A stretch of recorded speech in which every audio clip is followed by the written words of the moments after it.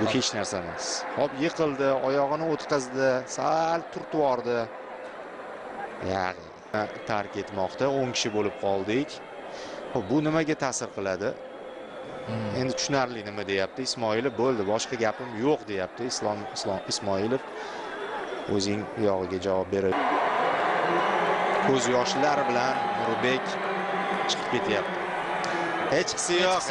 Ha. Nurbek Sarsenbayev musobaqani zo'r o'tkazgan futbolchilar bor o'sha. Raqibda imkoniyat. Qaror hakam jarima zarbasi berilsa kerak, chunki tashqari deydi. Endi buni skop. Nima bu do'stlar? So'nggi umid foli deb baholandi. Hakamga topshirmoqda Ismoilov. Hakamga. Qo'shimcha taymlar yo'q. Turib berib, mayli hujumga bora olmasmiz. Turib berib, penaltilarni yutib ketamiz nasib. Mana hozir Ismoilov ham qo'llab-quvvatlayapti. Bu kerak. Yosh futbolchilar, ularga bo'layotgan voqealar. Saidmurodov ham tushdi. Endi 14 bo'lganda Shomurodov familiyasi xayolimizga keladi. Bu Saidmurodov. Hozir pressing qilishyapti yigitlar. Yaxshi, Aliyev bor. Yo'q, kerak. Bu yerda oxirgacha borgan va Yazid. Mana.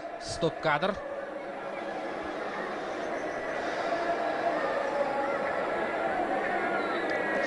Penaltilar orqali yutib ketamiz deganimda ko'plikda mana bu penalti bo'lishini bilmagandim, lekin bunaqa variantga ham rozimiz.